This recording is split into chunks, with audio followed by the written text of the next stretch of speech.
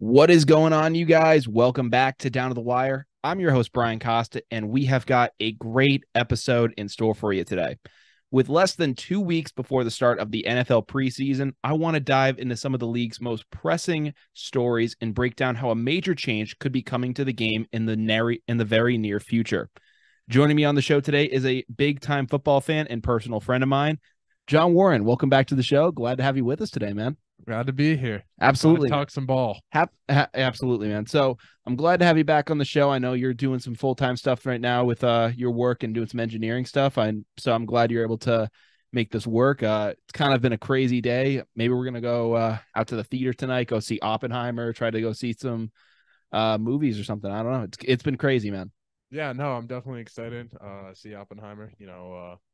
It's gonna be insane apparently. So it's like the movie. Hopefully, man. I mean, like there's the whole like crossover thing with Barbie and Oppenheimer. I do want to see both. I want to like get that full experience. I don't think I could genuinely sit through the full like 6 hour ordeal that would be to go to them back to back, but I'm excited to probably see both of them nonetheless. Hopefully both this weekend. So without that being said, though, I do want to get into the show, talk some sports news. So we'll get started with the Patriots. They had a pretty interesting week, to say the least. And it all kind of capped off Sunday, where for a while we didn't know what the DeAndre Hopkins sweepstakes was going to look like. He had gone to a couple different teams. He explored the Tennessee Titans, went to the New England Patriots, now posted that infamous picture in the locker room with Matt Judon saying La Familia. And then just when we thought that maybe he had a shot to come here, our hearts get ripped out and he signs a 2-year, $26 million contract with the Titans. And man, it's tough. As a Pats fan, I thought, we had a shot to really land him and, get Mac Jones a legitimate weapon. And now I'm kind of just here left, empty-handed. John, how do you feel about this move, about D-Hop, deciding to not go to the Pats? I mean, it's kind of funny. It's like the Tennessee is where all the wide receivers go to die. Yeah. Julio Jones, most recent, I would say. But if I'm gonna be completely honest, I'm not disappointed. I'm more like, where could we have fit him? As good as he is, he's out of the D-Hop of 4 or 5 years ago. He's not the best wide receiver in the league.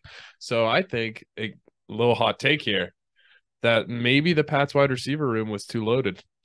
I don't think so, to be honest with you. Listen, I think that it has the potential to be a good wide receiver room, but you're gonna have to really bet on Tyquan Thornton to pop in year 2. And I just don't think that they have a true outside the numbers guy right now. If you were to have put DeAndre Hopkins in there, he would have been the guy lining up out wide. You would have had Juju in the slot.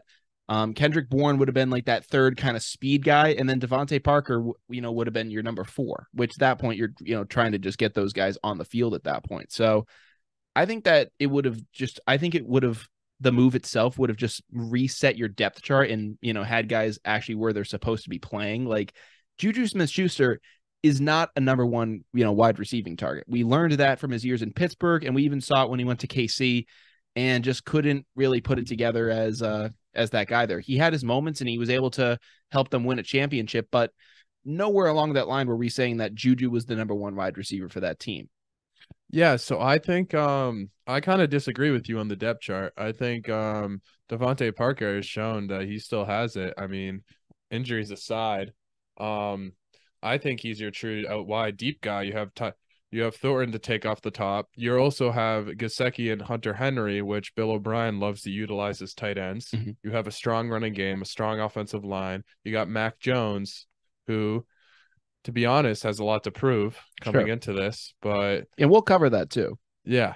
I got some stuff to say about Mac Jones. Absolutely. So, John, obviously the Pats losing out on D-Hop, I've kind of wondered, is this a kind of something of a bigger trend for the team? Because you saw the photo with Matt Judon in the locker room, and DeAndre Hopkins said La Familia. It seemed like they hit things off, and people thought that it could have just been a matter of hours after that post that Hopkins was going to sign the paper and end up a Patriot. Evidently, that wasn't the case. So do you think this is a bigger problem with the culture of the team? This isn't the New England Patriots of 5 years ago. When Tom Brady was here and this team was winning championships, you could go to a veteran guy and, make the pitch of saying, hey, coming to New England. Sure, it's going to be a grind. We're going to have you work harder than you probably ever worked in your life. But at the end of the day, there's a 50% chance that you're going to be able to call yourself a world champion. And now you're still being required to come in and do the same thing, but you're not going to, have that same result. At best, it's like, all right, yeah, you're still going to have to come in, work your ass off.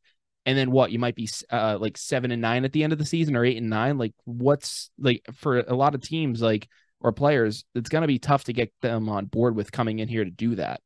I think the main reason players are going to come because Bill Belichick is widely respected across the league, not as much now, and I guess some recent biases. Like you have people coming out saying he's not the coach he used to be. Yeah. If we can recall in the last 20 years, the one you could say mess up he's made was, hiring Joe Judge, and you hire back all the old coaches, try to run it back. But then you have Matt Patricia as the offensive coordinator. Yeah, that was obviously. You can realistically say that was his one flaw. But Bill Belichick has never been the type of guy to do it because he's always had trying to balance and win all the time with the cap. I mean, you see it most recently with the cap's crap, John. I really do think that. Like if Robert Kraft wanted DeAndre Hopkins to be here, he would have put the extra money forth and made it happen.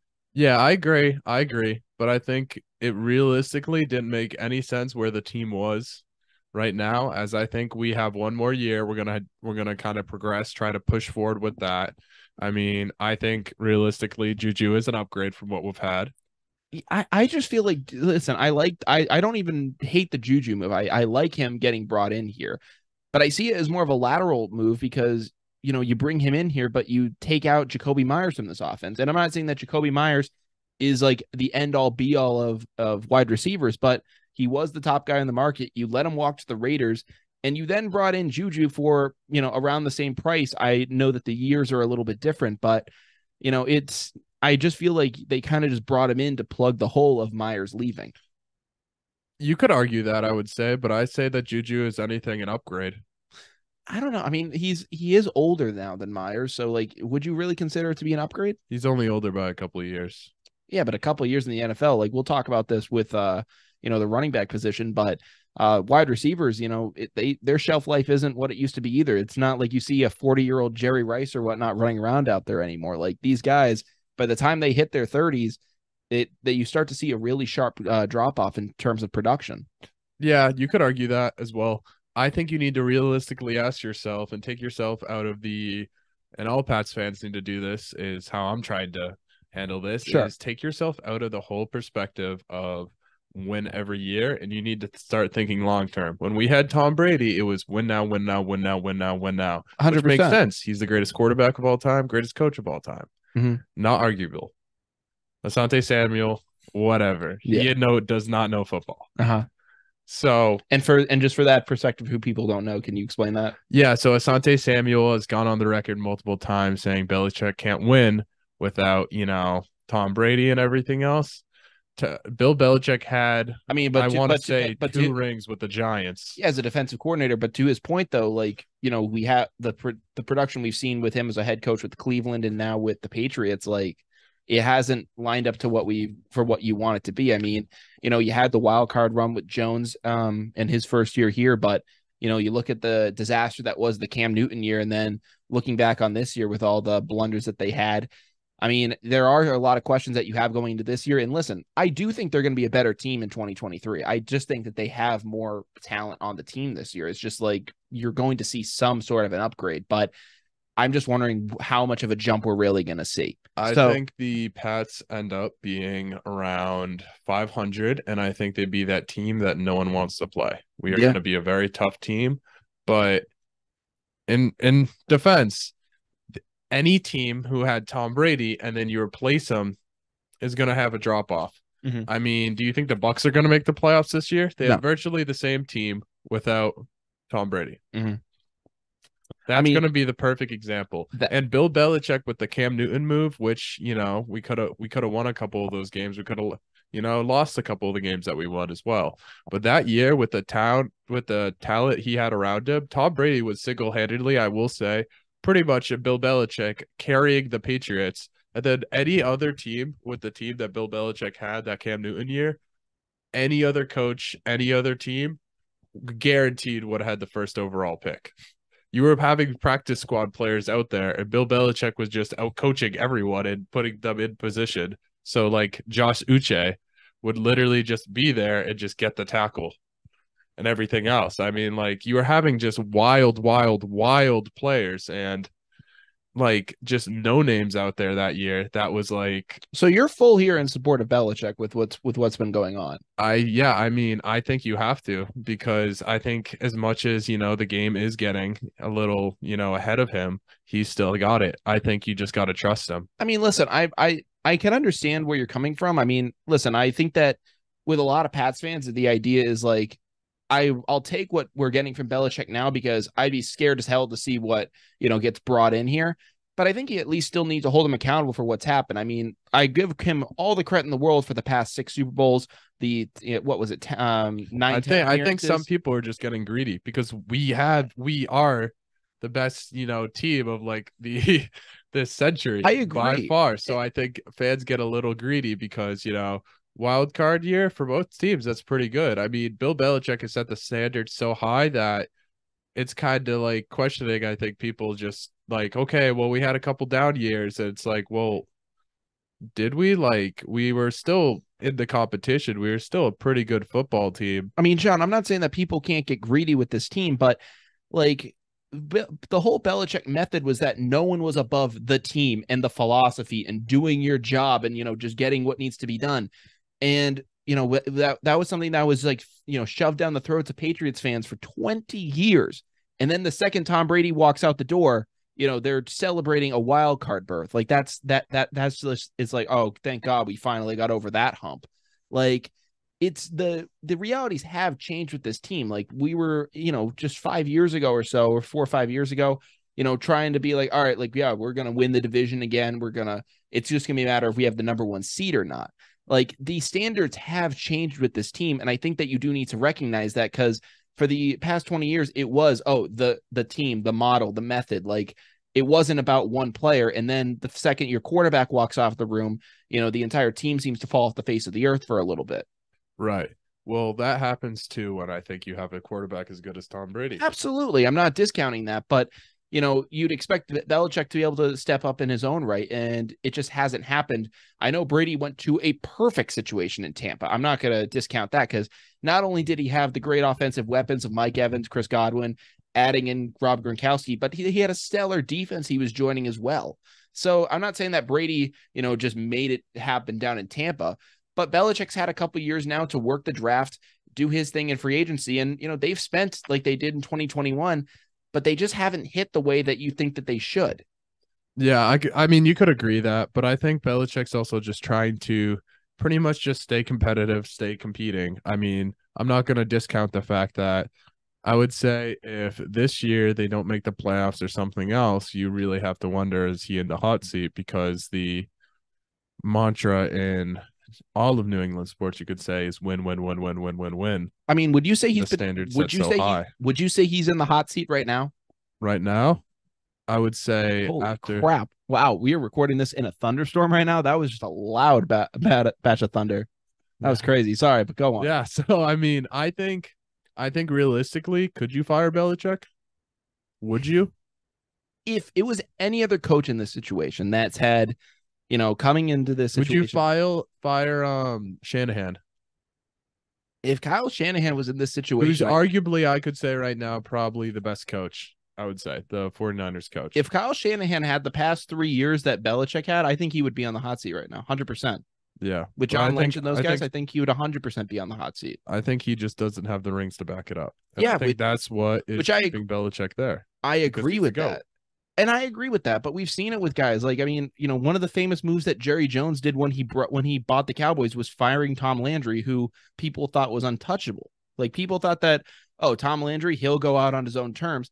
And then Jerry Jones comes in there and says, no, I'm bringing in Jimmy Johnson. And then that ended up winning Super Bowls. Right. And I'm not saying that those guys that just Hall of Fame coaches grow on trees, but we've seen that success happen with other guys before. Right.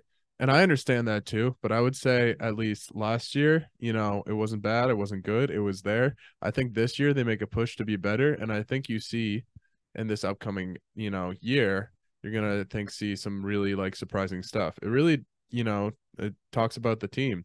I really do think that the Pats are a solid team. I think we are in a stacked division. Oh, I 100%. think That's what kills us too, is the division is absolutely loaded.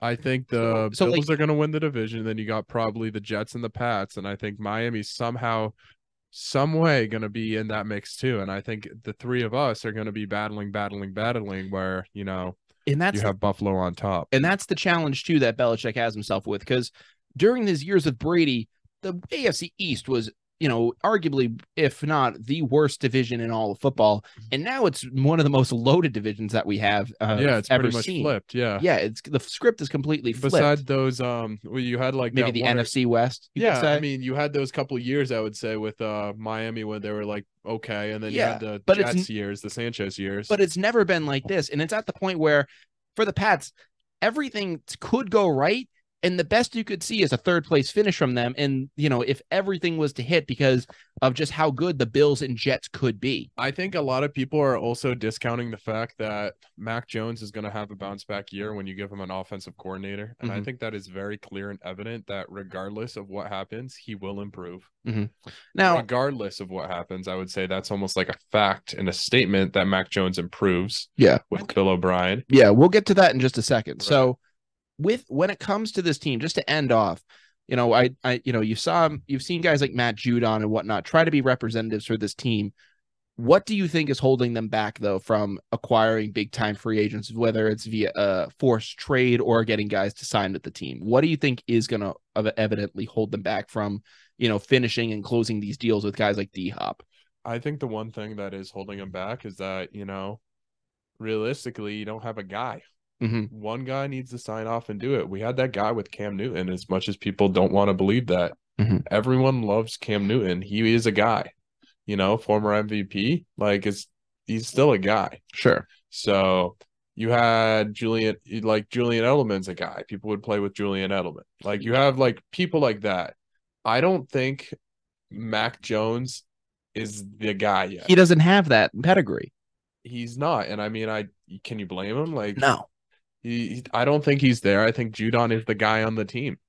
He's the guy that's consistently making it. And I respect the hell out of him, because he is on Twitter like a hawk. Like, if he could win, he's gonna have the chance, I think, one day to, when he steps down from the game, if he wants to be a GM, he might have a chance to be a really good general manager, because he's going to have just the ability to make these great pushes and pitches to players and say, hey, man, you got to come here, love the culture, you got to get in the building. Similar to what John Lynch is doing out in San Francisco. Like, he can kind of sell a guy, like a defensive-minded guy, could probably sell some players on, coming to their team. Exactly. So I think that Judon has a chance to maybe be a very good GM. Yeah. And I feel bad for him, because he's just done all these different pitches to players, and none of them have really bought in to say, all right, man, yeah, I'll join up with you. Yeah, I think it's also just due to the fact that realistically with D-Hop, I think it was both sides a little bit. I mean, as much as D-Hop, he just wants the money at the end of the day, which is very evident in the signing with Tennessee. Yeah. As much as I think Tennessee is now like improved a ton, I think it's a short-term improvement. Yeah. It's like we don't know this for certain, but it's almost like the Rams. Like, how much money do you want to pay to win? And that's what the league's turned into. I mean, you give Patrick Mahomes, on the other hand, like a ton of money. You're giving Travis Kelce, who's ironically underpaid right now. Yeah. And everyone else, like, you have a good coach, you pay your quarterback a ton of money and everything else. And if you have a, really good quarterback, you can usually win. Or you have really good defensive players or whatever else not. The Pats have always been that budget team for whatever reason, and I think that's just Bill's philosophy. So he's like, if it were pretty much even on all accounts and you have one guy who can shine or a couple guys who can, you're almost like underpaying or they're undervalued, you can really, make a lot of noise out of that because the team is solid. Yeah. So I think the biggest thing is that Bill Belichick hasn't, been that guy to be like, okay, we're going to pay this one guy a ton of money and build around him. You always see it with the cornerbacks. I mean, they're always leaving J.C. Jackson making a ton of money. Yeah.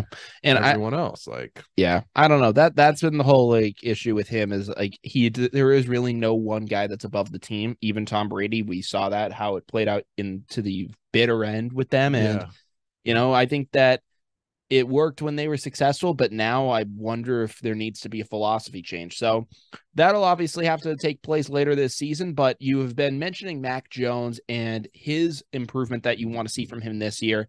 He's entering year 3, but for a lot of people, this could, in a sense, be his second year if he wants to completely scrap the disaster that was last season under Matt Patricia. I mean, I have to, kind of give him some flack with that because he was put in an awful situation as another Thunder just completely rolls through here. That's insane. That's I don't letting you know. I don't know if you guys are hearing this, but yeah, like that is craziness. Oh my God. So, but yeah, so with Mac Jones, he's entering into his 3rd year. I mean, you think that he's due for a huge bounce back year. I at least think that he will recover from what we saw last year. What are your expectations for him? Honestly, I think he probably wins comeback player of the year. Yeah. All right, guys. Sorry about that. Again, I mentioned we were recording this in a thunderstorm, and it just knocked out the Zoom call. So we're going to try to continue this episode with what we got going right now. Absolutely craziness, John. Sorry about that. It was kind of nuts right there. Yeah, I mean, I was sitting here with you. Kind of scared the crap out of me. Yeah, the lights have been flickering. If you guys actually see back there in our window, if you're watching this on YouTube, you can actually see just different, like you can see like the lightning and whatnot going off. So it's kind of nuts right now. Yeah, it's a little scary, but yeah. So we'll kind of pick up where we left off. So John, last thing we were talking about was Mac Jones. Year 3 expectations. What we kind of think from him. You think that he's due for a bounce back year. I think that he at least will.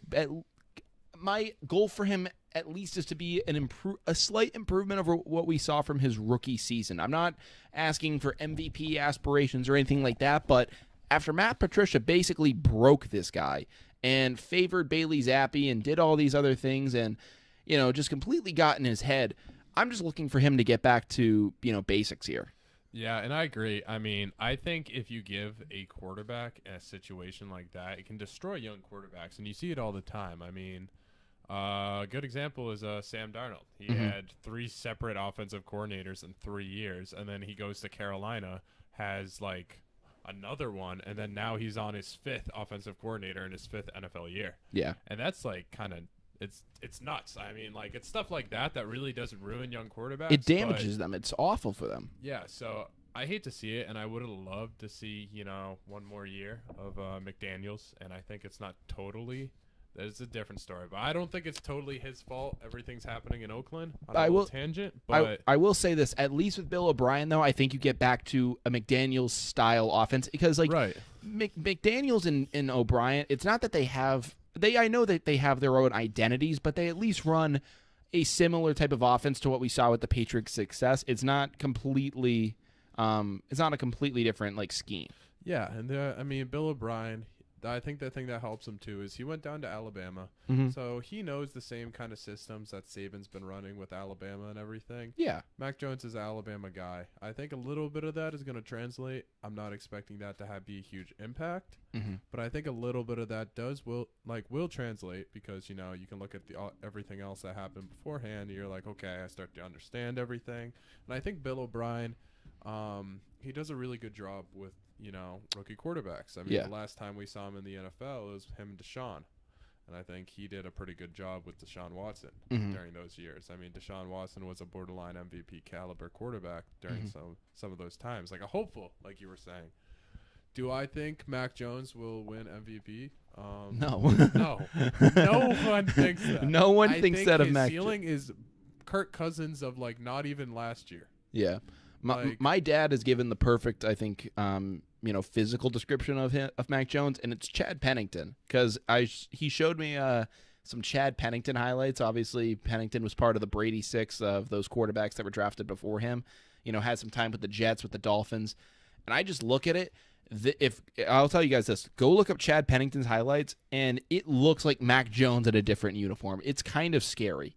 It's ridiculous. It's pretty wild to see because my dad basically told me, because he obviously got to watch Pennington when he was younger, and he said his thing, he wasn't a gunslinger, but when he was healthy, it was the fact that he threw kind of a softer ball, but he was accurate. That was the whole thing with Pennington, and I think he said like that's what he thinks Jones could be a better version of. Yeah, I would agree. I mean, I think the biggest thing in the AFC is that Mac Jones doesn't throw a hard ball. He's not throwing, the Josh Allen type. You're not like just a workhorse and you can run through people and everything else. Like the big challenge is, what does Mac Jones physically do well?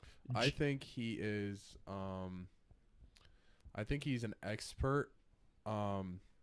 And just understanding offense, like the offense, but he can scheme against the defense. But John, most quarterbacks have to be. I mean, like I know, like a lot of these quarterbacks, like they need to be geniuses in what they do. I mean, sometimes you find a Jamarcus Russell and their Wonderlic score, right, which is like the QB like SAT is like a 6. Right. So like sometimes you get some real geniuses out here, but like like and geniuses with a quote, obviously, but like most of these guys have a clue with what's going on, and right, and the physical talent are just added on. Like Jones can, maybe he'll be like a great like guy like Kellen Moore, for example, like, didn't have a ton of the physical talent but understands the game. Maybe that's Jones, but I think he needs to have something physically that separates himself. It looks like the deep ball has gotten better this year. I think there was a video clip of him going around airing out like a 70-yard ball with pretty easily. So I mean, that's something to really look upon as well.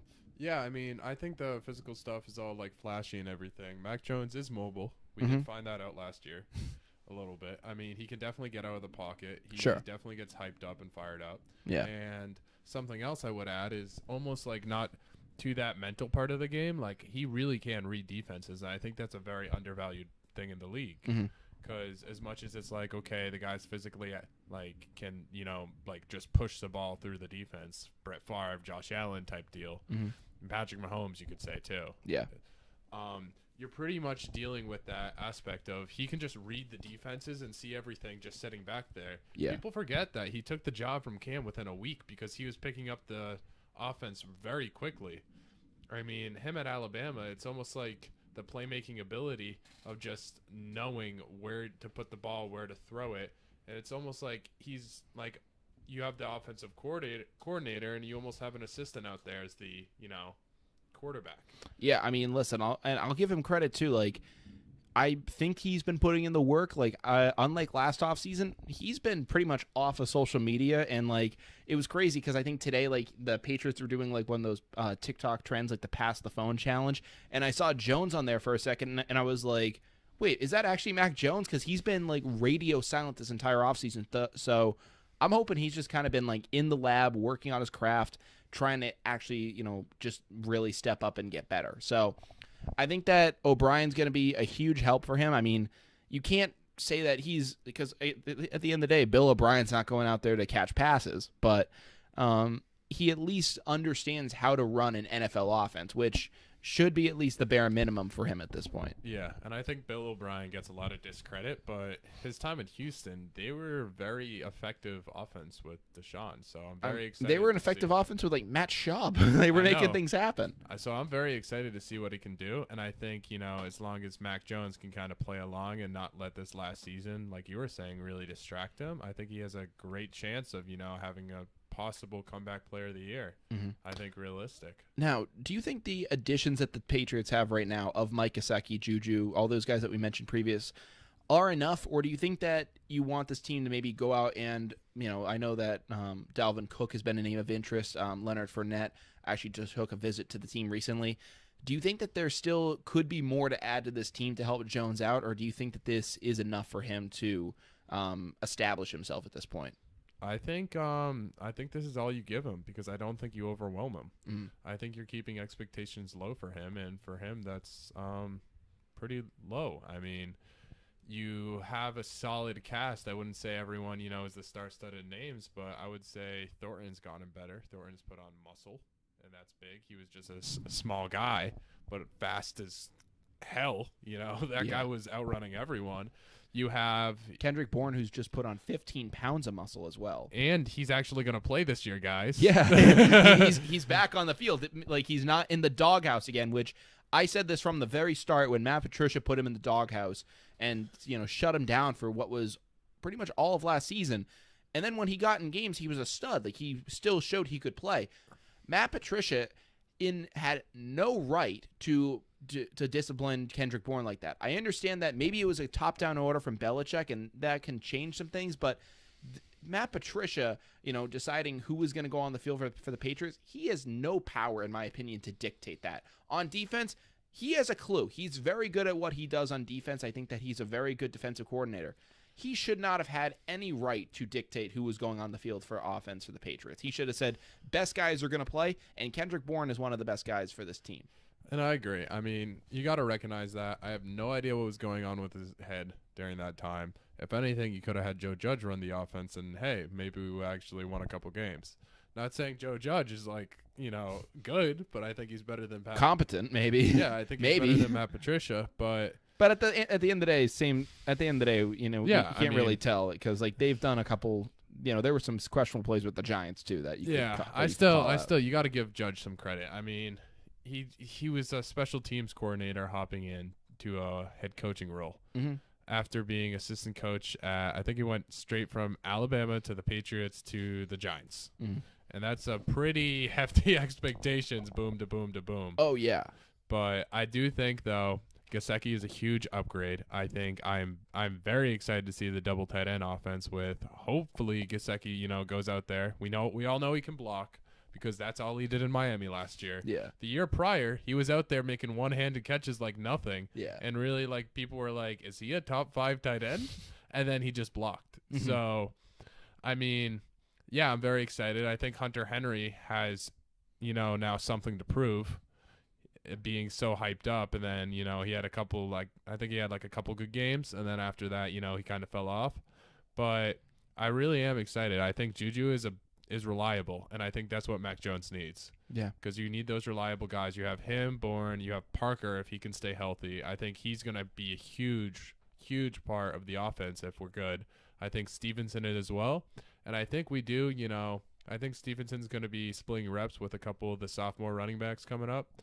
But other than that, I mean, I think you kind of just roll with what you got and, old faithful just kind of lean on the defense. I'm very excited for that. We made some huge additions, which, no surprise, Bill Belichick run team. Exactly. So yeah, I mean, John, I will say this. I am excited to see what the Pats have going forward in 2023. I think it's going to be a very different team than what we saw last year. But you just mentioned reliability with Juju and with other members of this team.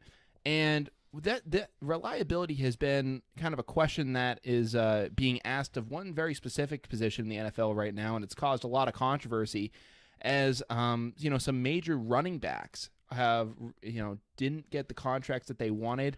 There was actually a deadline, I think it was this past Monday or so, for players to get extended or have to be opted into a franchise tag. So I know, let's see right here. This is from CBS Sports, and it says that it was a disappointing Monday for running backs as 3 Pro Bowlers who were franchise tagged, Josh Jacobs of the Raiders, Saquon Barkley of the Giants, and Tony Pollard of the Cowboys, failed to receive long-term second NFL contracts from their respective teams ahead of the deadline to receive such deals. All 3 are set to play the upcoming 2023 season on a $10.1 million fully guaranteed contract without long-term security. So this salary is actually a decrease from previous franchise tags. All other positions in football, like the quarterback position, I think went from $18 million to $30 million for a franchise tag. And then the wide receiver tag has gone up as well. The running back tag has lowered, and it's one of the only positions that's done that. So a lot of people are saying that the running back position might be dead, which is kind of crazy. Which seems crazy because for anyone who plays fantasy football or anyone who's just watched football growing up, even in the early, say the 90s or the early 2000s, running back was a pivotal position of the game. You couldn't really have a good team without one. And it's completely gotten flipped on his head at this point. So, I mean, you have a guy like Saquon Barkley, 5-6 years ago, he's getting a big time contract extension. There's nothing in his production that would say, oh, don't bring him in again. So, what do you think of this right now? I think it comes down to the quality of players you bring in. I think Bill Belichick is not even in terms of Bill Belichick, just the league. This is a league. No, I know. I think it's in terms of honestly, the Bill Belichick type deal is that remember when we the Pats? I say we. the Patriots were winning all these Super Bowls. We never had that star running back. We had LeGarrette Blount, Sony Michel, and then you had like someone else, and we were just running the multiple running backs all at once. And I think like seriously, like that started to evolve. You saw then Kyle Shanahan doing it, and then you saw it more in college.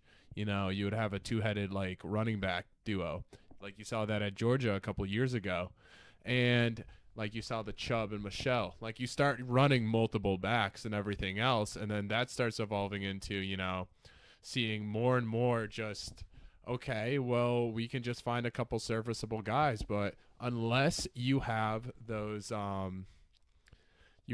one guys, like the special guys. Barkley's a special guy. Barkley should get paid. Yeah. You got Christian McCaffrey. He should get paid. You have Nick Chubb. He should get paid. You have Derrick Henry. He should get paid. You got a bunch of those guys like that are like, once and come like the uptime guys that, should really be getting a ton of money.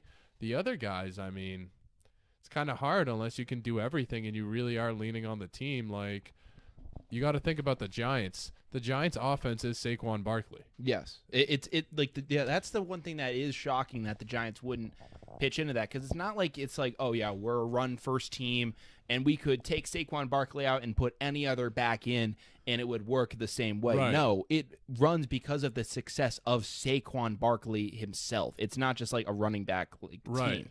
And that's the same thing I think you could honestly say for like the Browns, and you got a Nick Chubb type guy. That guy's a beast. It doesn't matter who they were playing. Like, he was still getting yards. He was still, leading the league in rushing because he's just a guy. I think, though, the problem is that, we've seen this as a bucking trend in the NFL now that, guys aren't, Frank Gore playing to like the age of 38 years old, or I just looked it up, Emmitt Smith playing to the age of 35. That's not really the case anymore. Like, these guys, by the time they get to their mid to late 20s, they're considered cashed. I mean, I looked it up. Todd Gurley, who was for a long time one of the the premier running backs in the league, for some of you guys was probably the first pick on your fantasy teams. He's 28 years old and he's been out of the league for 3 years. Right. And it seems like you remember this guy coming into the league and tearing up the game, but then he played like a couple injuries. Yeah, he got that. He got his second contract with the Rams and then immediately tore up his knee. And I think after seeing that, a lot of teams were just like, he was Todd Gurley when he was at his peak was the guy. Like, there was no questioning it. Right. And now you look at it and it's like, do we want to even really risk this anymore? Like, what's in it for us if we really go for it now? Like, I mean, yeah, like sure, like you said, Derrick Henry is great, but if his knee goes and he misses a whole year and he comes back, who knows what he's going to look like at that point? Like, the tread on those guys' tires, it's just a very demanding position, and it's not forgiving whatsoever. So yeah, it's a sad life of a running back, and I mean, I think it's crazy. Most running backs, right? You could probably attest to this. You got your rookie year and everything else. Like, let's say, I don't know, you got your rookie year, you do your whole thing. You usually get one contract after that. It's Dalvin Cook. You get one contract after that. After that contract, you might get a tag, and then that's it.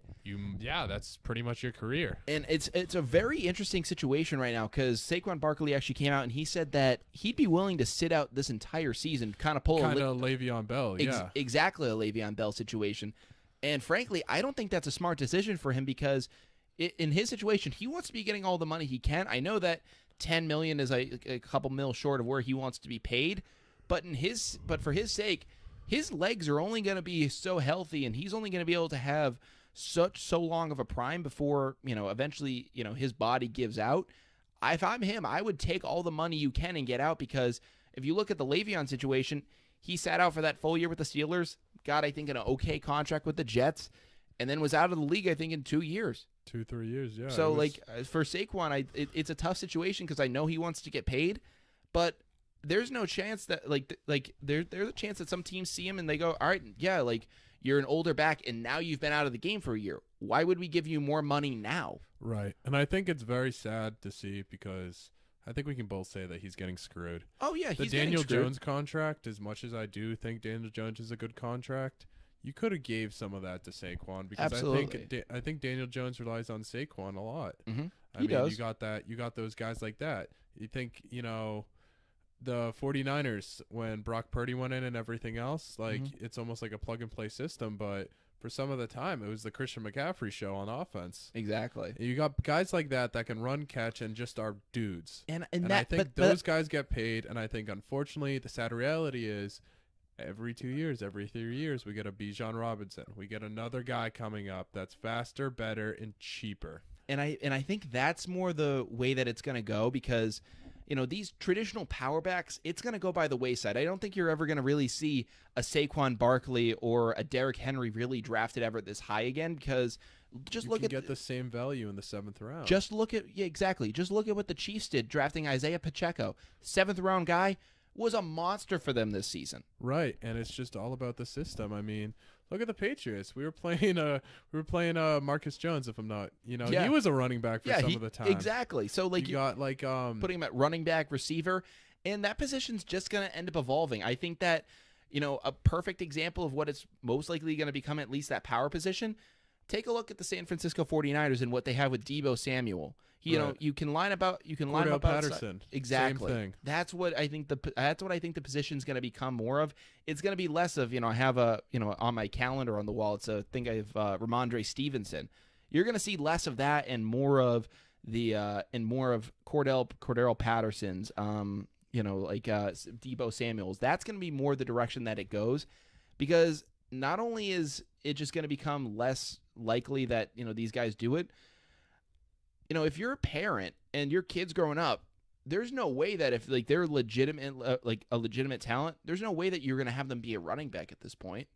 I mean, it's just not there. I think the game is just more evolving as well. I mean, it's more worth it to say, all right, you're sure, you have the ability to run hard and be a powerful guy, but let's teach you how to catch, or at least block, and maybe you can be a smaller tight end or just a thicker wide receiver. That's right. I think that's gonna be more of the trend that you see going forward. Yeah, and I would agree with that, just because of the way the game's evolving as well. I mean, you see the and the guys that do stay as maybe traditional running backs will be the McCaffreys, the Alvin Kamara's, the Bijan Robinsons. It's going to be those guys that can do both, can catch out of the backfield and kind of act as a secondary receiver. You're going to see more of those hybrid roles, and I agree. And I think that's just because of the game evolving. You're getting more high-scoring games. You're getting more of the offensive dominated football, and I think it's mostly because you have these stud athletes at quarterback. I mean, the guy like Caleb Williams coming out, just absolute stud. He's going to be coming out. The Drake May, those guys are just a hybrid. Josh Allen, Patrick Mahomes. Yeah, another guy that around, just big arm, throwing it, and can scramble too. Yeah, another situation that comes to my mind is when you look over at the Philadelphia Eagles, the way that they were running their QB sneaks with the way that their offensive line was set up, they were able to just steal 4 or 5 yards on a 3rd down by just trusting in that O line. That I think is just the way it's going to be too. The O lines, if they're just going to be this good, there's a chance that it's not going to really matter who you have back there. Exactly. It's not going to matter of battling through those interior linemen if your guys are going to be able to just overpower them. I think it's more just due to the fact of the way the game evolves, we've been talking. I mean, you got to pay the offensive linemen. I think that's what you really got to do. I mean, they're all paid pretty well, but seriously, so these guys are you're having athletic offensive linemen. You're getting D linemen now, D ends. Those are scary dudes. They're huge. And they can just run a 4.4. Yeah. And it's nuts. And you have those people, and I mean, it's sad to say, but the more thing is you can find those running back values in the 7th round. So I'm really, it's like those teams, gotta say it again, the Patriots just finding those cornerbacks and stuff. I think it's really gonna start to come to that for other positions. Yeah. And you're just gonna be relying on the later rounds, unless you have a Bijan Robinson or those guys that are worthy of the high pick. But I think it's gonna become a lot more selective with the money. Yeah, 100%. Now, John, I know before we go, there was one other thing I wanted to discuss, and it was a breaking story that came out just the other day, and it's the sale of the Washington Commanders football team, Redskins. I don't even know what to call them anymore because they've had 3 names under the Dan Snyder regime. He is finally out after 24 years. So Dan Snyder obviously having multiple scandals. He's been, one of the least liked owners in all of football. How do you feel that he is now out of the position with the team? Honestly, it's kind of crazy because you think about it, like I think they've had more team name changes under him than playoff wins. They've had three names and they had 2 playoff wins. This is a crazy fact. The last 11 win season they've had is in 1991. Oh my God.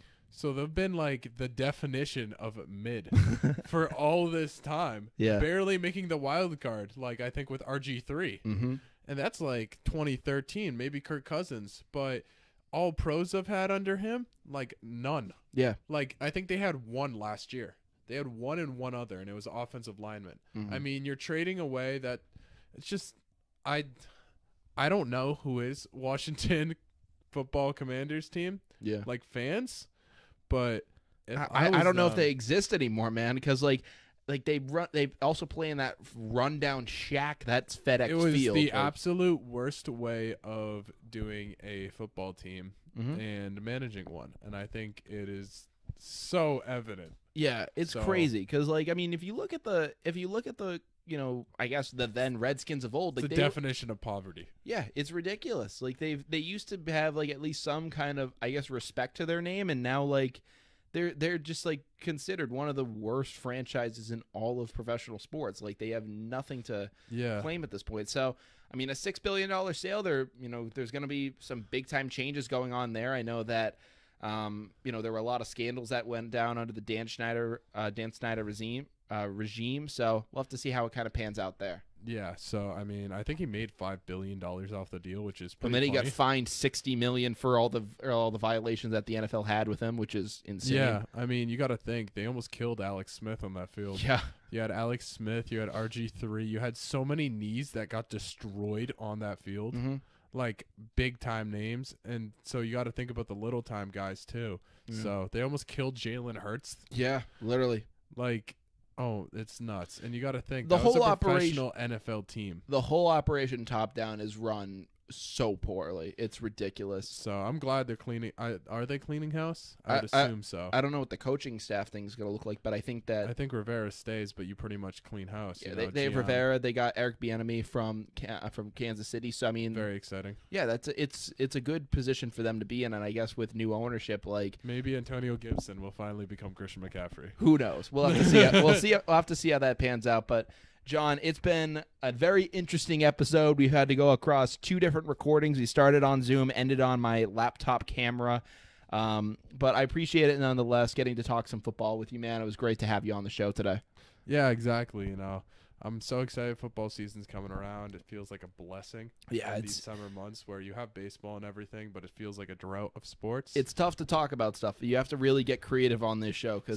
I'm very excited, and hopefully, I think the NFL is going to be very exciting. I have a couple pretty exciting picks. I think that could win it. So yeah, you wanna give some little spoilers on that? I could give some spoilers. I think my biggest one is that I think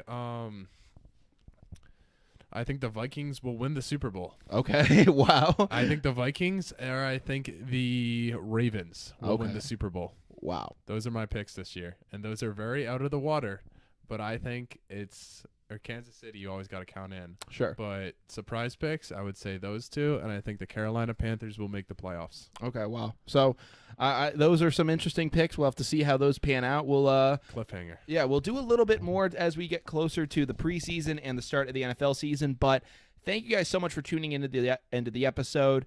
If you guys want to follow us, we are available on Spotify, Apple Podcasts, all those streaming platforms, as well as YouTube. And you can find us on our Instagram at down.tothewire. So give us a follow over on there. And from Down to the Wire, I'm Brian Costa. And I'm John Warren. We hope you guys have a great rest of your evening. Take care. Peace out.